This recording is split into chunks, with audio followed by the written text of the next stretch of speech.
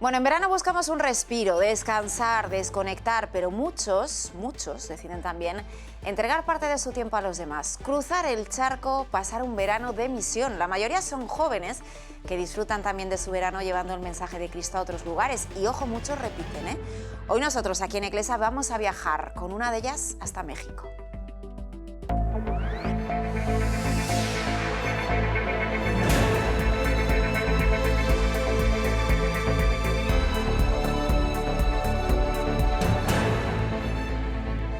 Bueno, y una de esas jóvenes que decide dedicar su tiempo de verano a los demás es Claudia. Tiene 27 años, repite misión en México y por algo será. Claudia Pérez, buenas tardes. Hola, buenas tardes, ¿qué tal? Te marchas en unos días, ¿no? A mediados de agosto. A mediados de agosto, el día 11 de agosto justo. ¿Dónde vas a estar esta vez? Nos vamos a Chapulhuacán, que es un municipio dentro del estado de Hidalgo, un poco al norte de Ciudad de México. Es la cuarta vez, ¿no?, que te marchas y la pregunta es clara, ¿por qué repites una experiencia tan bella como esta? Pues es una buena pregunta, la verdad es que yo me la sigo haciendo, ¿no? Cada año pienso que va a ser el último y al final pues el Señor como que provee para que sea otro más. Creo principalmente que la idea de volver siempre es algo que te llama al corazón, ¿no? Creo que el Señor, digamos que lo pone un poco, la llamada, y tú decides volver. En este caso creo que quiero volver para agradecer un poco todo lo que se me ha dado durante el año y un poco para volver a entregarme. Te marchas en unos días. Tu primer verano, que fue el del 2022, de misión también en México, ¿cómo fue? ¿Cómo fue esa primera vez? Porque ahora dices, vuelvo para dar gracias por todo lo que he recibido, pero esa primera llamada, ¿cómo fue? Pues fue como muy dócil, decir que sí sin saber muy bien a qué iba. En realidad me lo presentó una amiga. Nuestra parroquia de Buen Suceso es una parroquia muy viva con gente muy joven y en este caso una amiga que ya pensaba ir porque su novio había ido con anterioridad, me dijo, oye, ¿por qué no te vienes? Así una pregunta en una conversación y le dije, ¿qué es esto de la misión a México? Y la verdad que simplemente diciendo que sí, me presenté a la primera convivencia que hacía todo el grupo para ver un poco qué contaban, en qué consistía, y me gustó mucho. O sea, entendí un poco que no sabíamos muy bien a lo que íbamos, pero íbamos a hacer comunidad, íbamos a hablar de Cristo, íbamos a compartir con ellos, y eso me llamó. Y aquí que fui. Bueno, eso fue hace 3 años, ahora ya repite por cuarta vez. Y en ese primer verano, Claudia, en el 2022, ¿dónde estuviste y cómo fueron esos primeros días? Porque imagino que también el acoplarte tú, el cómo te reciben, todo eso influye. ¿Cómo fueron esos primeros días de misión? Pues la verdad, el primer año fuimos a Chiapas, que está justo al sur, a la frontera con Guatemala, y fue bastante diferente a lo que yo me pensaba. Primero porque es verdad que yo pensaba que nos iban a recibir bien, pero a lo mejor no con tanta alegría, y fue un espectáculo. Bajarnos en este caso, el autobús, que llevábamos muchas horas después de 2 vuelos, ¿no?, hasta Ciudad de México, de Ciudad de México al siguiente para acercarnos más a Chiapas, y luego estar, pues no sé si eran 3-4 horas en autobús para subir hasta la zona de la sierra donde se encontraba, en este caso, el poblado del Porvenir. Y la gente nos está esperando con música, nos está esperando con comida, llenos de fiesta. Y dentro que un poco la adaptación a los viajes nunca me suele costar, es cierto que fue como una bienvenida muy de sorpresa, no me esperaba nada, o sea que fue todo muy agradecido. ¿Cuántos viajabais? ¿Vais en grupo? Sí, normalmente este año, por ejemplo, vamos 15-16 personas, años anteriores hemos ido 30, otros casi 40, depende un poco de la cantidad de jóvenes que se quieran apuntar. Este año por el jubileo, como es más complicado no hacer los 2 viajes, vamos menos, pero sí, éramos 30-40. Y una vez que llegas allí, ¿cómo empieza el trabajo? ¿Cómo es un día a día? Porque al principio sí que trabajáis más acompañados, luego vais más por vuestra cuenta. ¿Cómo es el principio de todo esto? Pues la verdad es que es una rutina muy sencilla. Nos levantamos muy pronto, intentamos seguirle siempre su horario, lo que nos dicen allí el cura o el sacerdote que lo lleva y un poco sus necesidades. Entonces nos levantamos pronto, empezamos rezando laudes, en este caso, y luego ya empezamos con otras oraciones. Sobre todo empezamos seguramente leyendo el Evangelio del día, reflexionándolo y teniendo un poco tiempo cada uno de meditación. Después de eso, digamos que nos vamos juntando por grupos y ahí nos diferenciamos. A lo mejor unos grupos trabajan con adultos, otros grupos trabajan con los niños, otros se van a visitar enfermos y luego nos volvemos a reunir todos juntos, a lo mejor a la hora de la comida, a lo mejor a la hora de la tarde, dependiendo un poco de lo que se nos plantee. Y después de eso, a lo mejor sí que vamos visitando de 2 en 2, dependiendo un poco lo que se nos pida o cuántos seamos, casas de allí, de gente que a lo mejor o está más alejada o tiene algún tipo de necesidad, para ir, acercarnos, conocerles y un poco que se sientan acompañados. Porque en este caso, Claudia, por lo que nos estás diciendo, vais a predicar, vais a acompañarles en su camino de fe, pero también hacer lo que haga falta, ¿no? Porque vas a casa y si esa familia necesita algo, como esos trabajos día a día, ¿no? Pues sí, o sea, es un poco lo que se nos pide. Somos muy dóciles a lo que se nos pide en este caso por el sacerdote allí, o lo que nos pida el Señor un poco también que nos inspire el Espíritu Santo, pero principalmente diría que es un poco, a lo mejor tareas del hogar no hacemos. Sí que es verdad que en familias con las que me he quedado he estado con niños y hemos estado jugando con ellos, a lo mejor mientras que los padres cocinaban, o uno de nosotros ayudaba a cocinar para un poco estar ahí compartiendo con ellos, pero es más el compartir, digamos que en vez de la tarea. Y el resto es un poco ayudar, hablar, compartir, escuchar. Tienen muchas ganas, yo creo, de compartir lo que están viviendo, sus faltas, sus carencias, o al contrario, sus esperanzas, su alegría, y es un poco escuchar su historia. Entonces, en realidad, tarea en sí, yo creo que ninguna, ¿no? Es verdad que puede ser también que dentro de la parroquia se nos pida a lo mejor ayudar a limpiar si van a hacer algún evento. Muchas veces tienen comuniones, bodas, y pues están deseando celebrarlo con nosotros, y nosotros planteamos dejar la iglesia lo más bonita posible. ¿Y cómo son ellos, Claudia? Porque has ido 3 años a México, es un país en el que algunas zonas pues, son algo más complicadas, más peligrosas, pero ¿cómo están ellos? ¿Cómo son? La verdad es que son gente maravillosa, muy humilde, muy sencilla. Creo que tenemos muchísimo que aprender de ellos. Son mucho más acogedores que nosotros, nos lo dan todo, ¿no?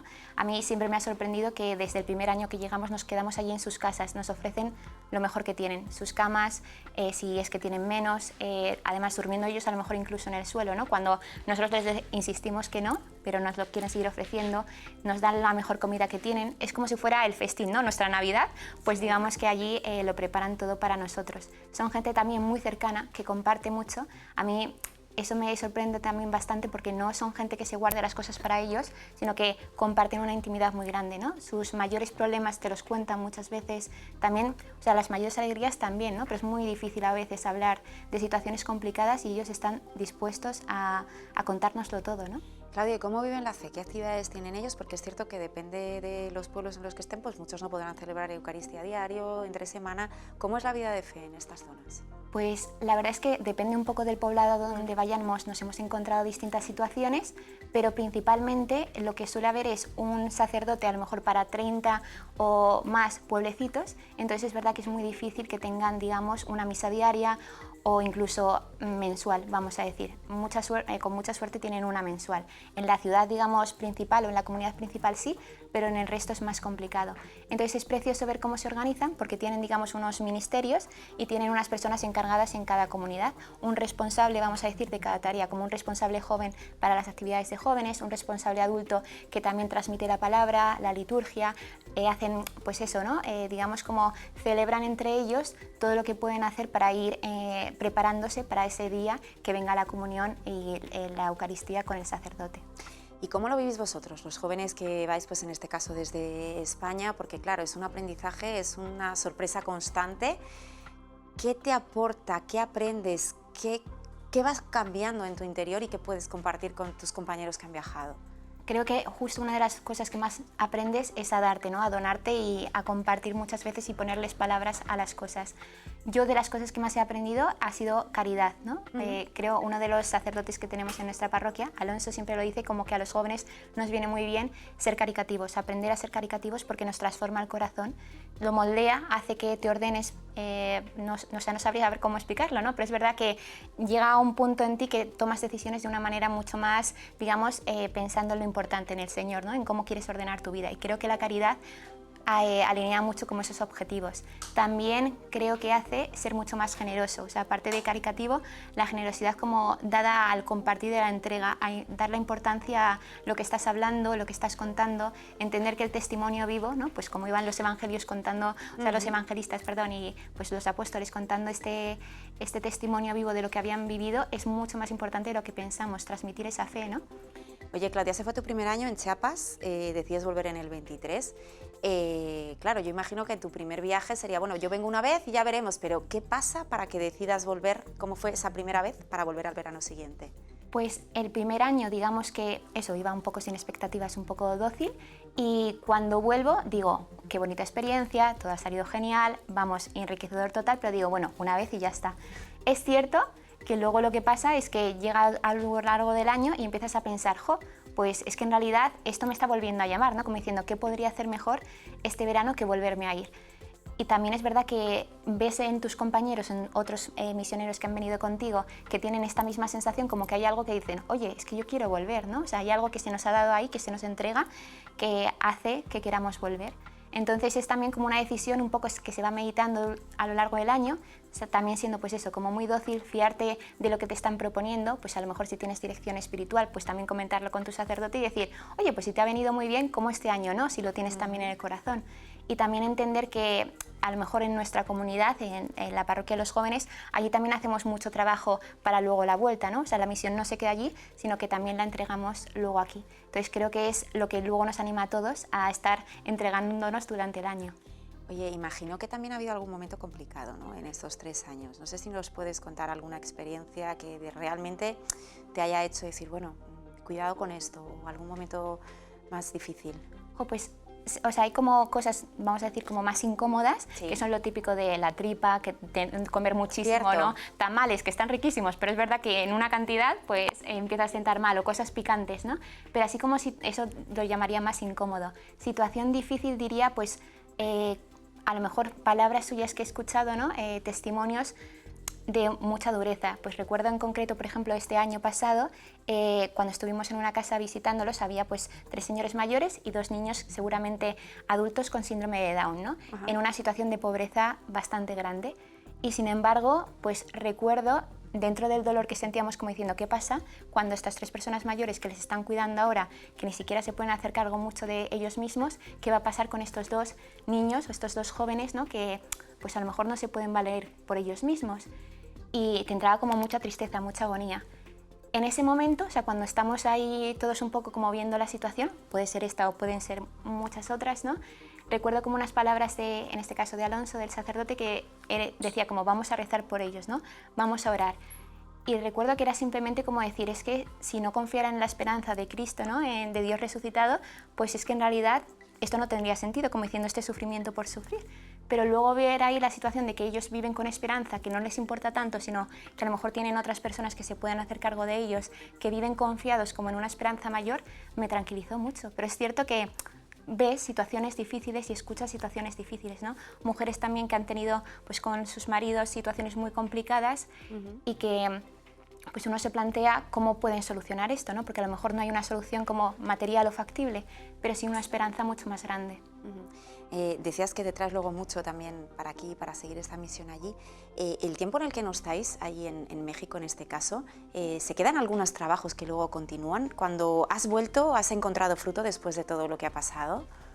¿Te refieres aquí en Madrid o allí? Allí en México. Pues allí en México sí es verdad que, por ejemplo, como los 3 primeros años estuvimos en la misma zona, sí que creo que hubo muchos avances como en la comunidad. No que nosotros dejemos nada, sino que ellos mismos se sienten luego ya con mucha más fuerza, ¿no? O se sienten más vivos, que es todo el Señor, no es nada nuestro, me refiero. Pero también así como cosas materiales o factibles es que, por ejemplo, sí que ayudamos económicamente un poco con lo que se nos pide a la hora del padre de allí, lo que cree que es digamos, a donde se puede dedicar. Y, por ejemplo, en Chiapas estuvimos construyendo, pues ayudándoles a construir su propia parroquia, porque no tenían. Entonces, en la comunidad principal, y ver cómo año a año la iban terminando, la iban construyendo, y luego ver las fotos del resultado final, pues ha sido, la verdad, precioso. En una ciudad como México, pues hay muchas creencias y a veces es complicado que todas estas personas sigan en su fe, sigan manteniendo pues esas tradiciones, esas obligaciones, pueden estar más flojos en algún momento. ¿Qué importancia tiene, por tanto, para ellos que se les dé ese impulso con personas como vosotros que vais a ayudar? Pues es verdad que allí tienen, o sea, creo que no hay tanto como personas sin fe, no hay ateos, ¿no? Pero sí es verdad que hay muchas creencias, como comentabas.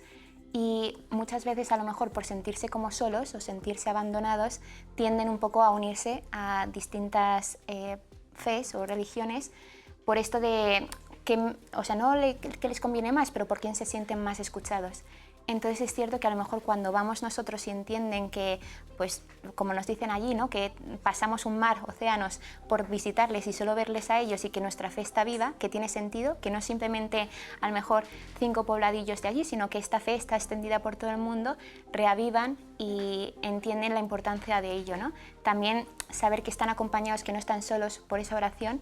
Recuerdo una frase, por ejemplo, que nos decía el padre Enrique, el párroco de nuestra parroquia, desde el primer año, que yo no la entendía y luego lo vi allí factible, ¿no?, que era quien reza, aunque por, o sea, por personas que no conoce, ya en cuanto les conoce allí, tiene como una especie de relación.